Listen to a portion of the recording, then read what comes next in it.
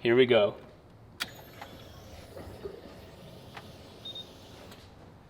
Okay, we are deep into the 3-rotor, and something that we've introduced to it that we've never had before is class. No, just kidding. It's ethanol. It's E85. We've done E85 on the C5 vet as well as the infamous 4-rotor, but those were built with that in mind. So all the hoses are PTFE, basically nylon or polyethyl ethylene, basically capable of handling that type of fuel.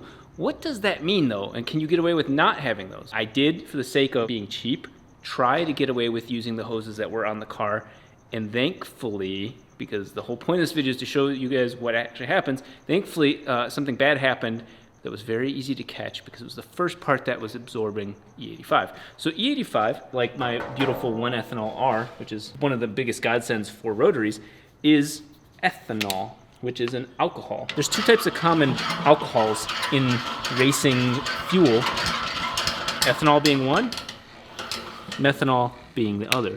It's pretty much what you'd expect. Colorless, nothing crazy. That's ethanol.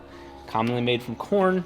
It's a cheap way of getting drunk. Actually, there's a lot of truth to it. Ethanol, unlike methanol, ethanol in its 100% form is literally like grain alcohol, like the stuff that you would put in vodka, tequila, well, it's same thing. The interesting thing about racing fuel, or E85 and plus, is that 15% or less is other things. It could be really shitty gas, or in the case of stuff like this, it's very controlled additives to help the racing fuel. If you're out in Brazil or down in South America, they actually make ethanol that's 100%. So you'll see videos of guys taking shots from the thing, and that's kind of like Everclear. But there's a big problem with this. It is an alcohol. Other gases are not alcohols, and that's where the problem begins.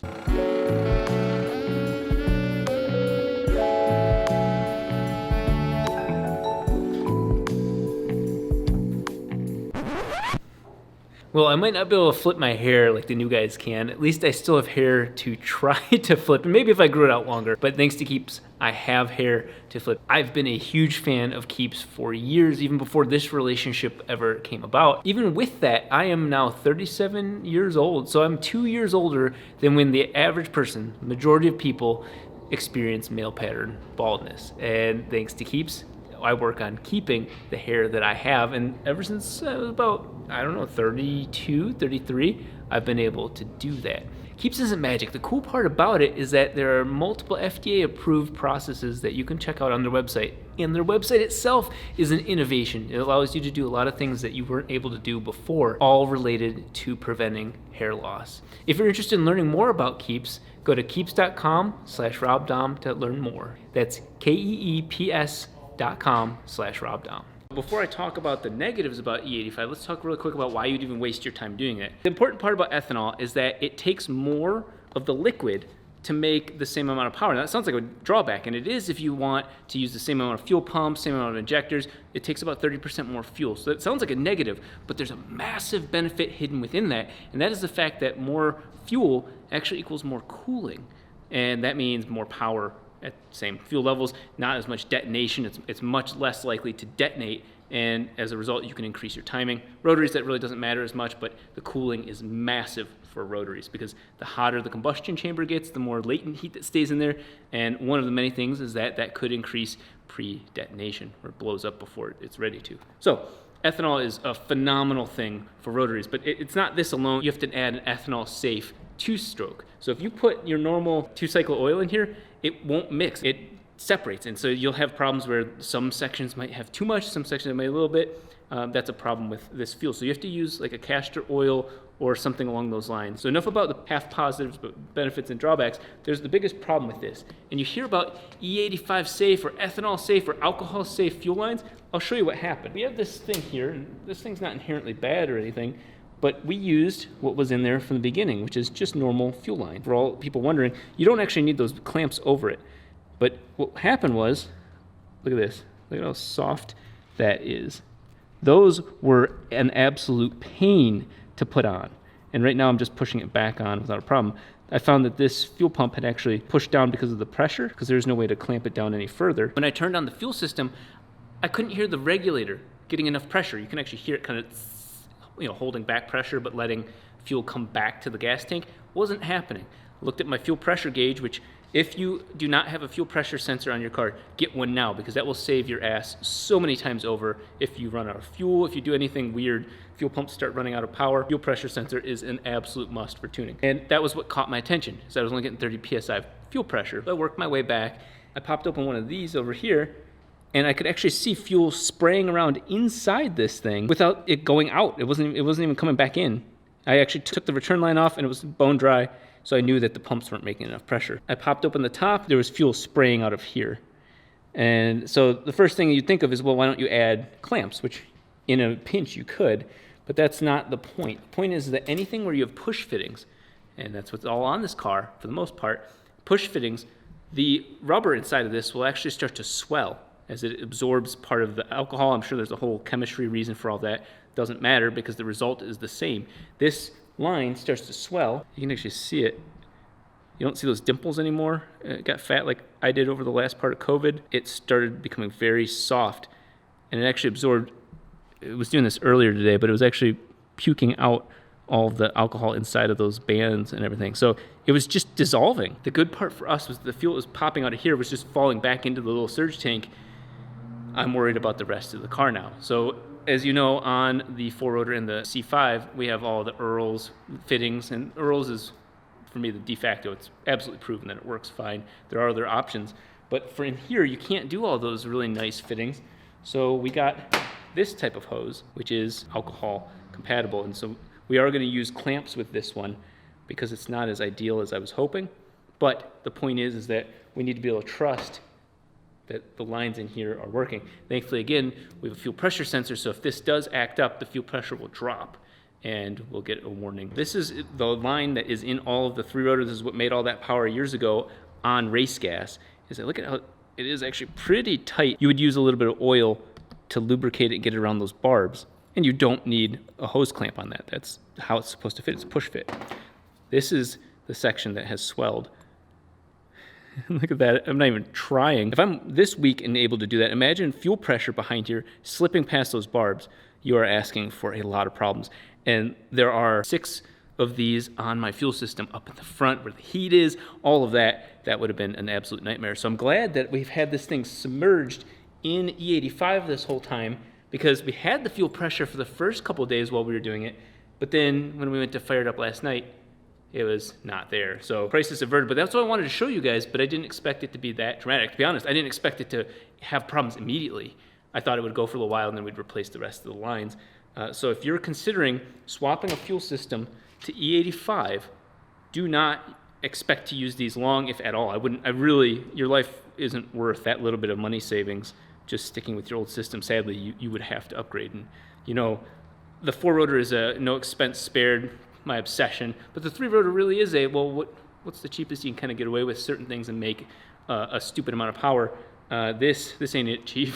So get away from non-E85 lines. PTFE is the key term you're looking for. You could probably still use push fittings, but it'd have to be with PTFE lines. So if you're asking me what's kind of the cheaper way of going about this, first thing, you can get these types of clamps at AutoZone or O'Reilly's or wherever. O'Reilly's. Yeah, either one. They both have them, but they have different offerings. And this type of clamp doesn't allow material, the ones with the worm gear have those little lines, dashes all through here. The rubber or the material here will actually start to push out through those. This is as smooth as it can be all the way around the whole surface. And that's a nice even clamp there. So we'll put that on to each end. I don't trust the sealing on this because it is helical. And so even though it's more smooth on the inside, I'm just not gonna take my chances. I don't wanna have to do this twice. So we're gonna measure the height of this to this edge right here. And so I gave it a little bit of shortage so that way it's this tall. We'll take that. And then what we need to make sure is that the bottom of the pump isn't lower than that. And it's nice because they have these little nipples here. So that will actually hit the bottom first. So the suction is right there. That's thankfully not gonna hit the bottom and then flatten out and create a vacuum. So right here is a good height. Measure that. 2.26. So now we have a little slinky ready to go on, and you're going to want to put these on before you do anything else. Make sure they fit right, and we're going to want them easy to get to. So we're actually going to put them on this side, otherwise they're going to be hitting in with all that. So get them like this. We'll go ahead and pull the pump back. There we go. Let's compare that to our height. Or maybe a little bit. We're about 1/8 of an inch up higher, but that's okay because surge tank's tall. And let's go ahead and tighten these. So one of the important things is you do not want to over tighten these because then you're going to cut the metal into the barbs and then that creates another fuel leak you don't want. So you're tightening them just enough. It takes a little bit of time to figure that out, but just enough to keep it from popping off or leaking around. But the good news is even if it tries to push away this time, we're going to hit the bottom, kind of another fail-safe. And there you go. That is actually a very clean and sexy look. Taking this next one off, and I just cut it right there, and I didn't even cut it inside, and you can see all the E85 pouring out of the inside of the hose, not the inside, the literal makings of the hose. You can see all that inside the string. But look at how easy this is just to pop off of it. If any of you have ever done that before, that's like a permanent thing normally. Once it gets on these huge ass barbs here, they don't come off. So there you go. There is an E85 compatible setup here with the hose barbs. So it gives me hope for the future. You'll see if it has any sort of issues ongoing, but I think that this might be a reasonable setup. I think we'll move to brushless ultimately because now we're running 3, 4, it's about 80 amps of fuel pumps. These are awesome Walbro 525s, Hellcat pumps. But come on, at this rate, it's just unnecessary amount of amperage used. But you'll see how far this gets. Andrew just finished making up the base for this so that we can finally turn and not knock this over. And that's a good sign that the pumps aren't even hitting the bottom, but they're close. Say pull out. What'd you say? You got caught in like a infinite loop. That's how this car's gonna sound when it tries to start today. Alcantara. So this is probably one of the most professional things we've done recently. We've mounted the fuel pressure regulator to the chassis, well, frame, unibody. I cleaned it up, so instead of having a pressure gauge here, the dial one, we have the actual digital gauge. This is the one for the dash, all the gauges there. We'll clock it so it hides under here. Then we redid this fuel line to go short down there, so everything's nice. So even this line will come back and go, hidden under there to the manifold for fuel pressure.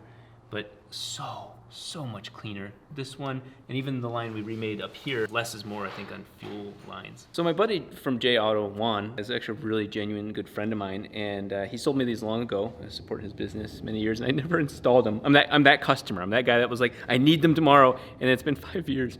But Juan, it's finally time to install these, and Andrew, let's show the public how to install these properly.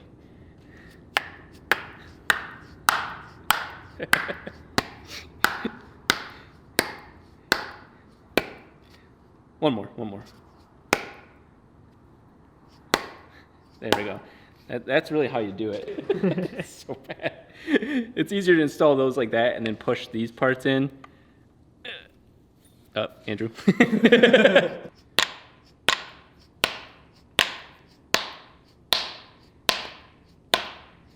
what the manual said to do. It is. So Andrew right there was using about 1.5 Ugga-Duggas. That's roughly, I mean, you could go maybe to 2 if you wanted to. It just depends on the mood. If you got a table instead of someone's hands, you could probably come back. Okay, yeah, you held restraint there. So then this one though, unfortunately, I do not believe can be installed that way. We'll do it the proper way. And then the last one is actually J Auto's one of these. And so this, we will actually use a press and push it in and then use the C-clamp properly for it. Andrew went and cleaned the entire thing off of how it was mounted to the car. We were doing that kind of stock angle and all that, and we found that we can actually stick it vertically further forward because it hits the power steering belt and pump and everything otherwise. So we're actually going to mount it where we can just drop it in and then bolt it in, 1/8 inch thick aluminum, and then we'll drill 2 holes on each side. But we're going to tack these in first, then make sure it fits, and then finish the weld. And we're actually going to add a triangulated piece from here to here once we know it's good. Again, so we just beat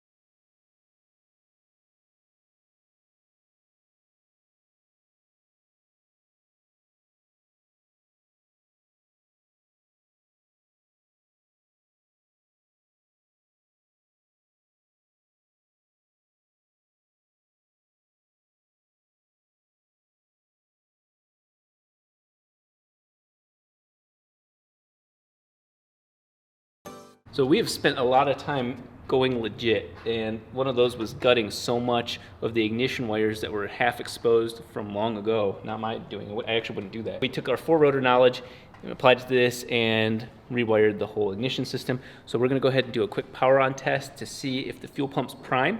Should go for about 3.5 seconds. And then if we see the full fuel pressure, and then if we can hear the regulator squeaking fuel back, well, we'll know once we hit 40 some PSI. All right, let's see what sort of pressure. Andrew, if you want to watch the front, watch for any surprise leaks. Now that we're going to be hitting full pressure. Oh, you know what? Hang on. Here we go.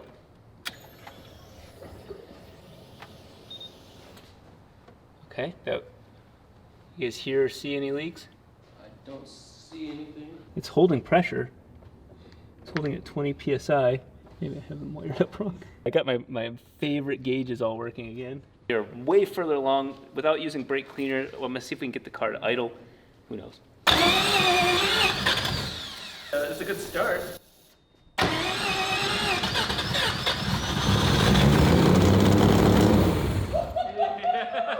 First try. Hell yeah. Way easier. I was prepping the guys, like, you can see the excitement. I was prepping the guys for, like, hey, just so you know, it's not gonna start anytime soon. We flooded it, we got it too lean, we don't know. That worked better than I thought. She sounded like shit, but that's all cars do at first. The no look pour. Oh, oops.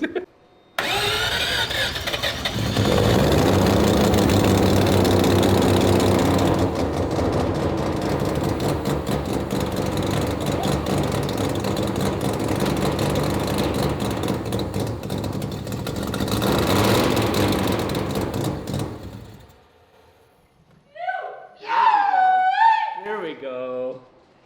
Okay, that's the end of a video right there. Breathe it in, men. The smell of success and warping our brains.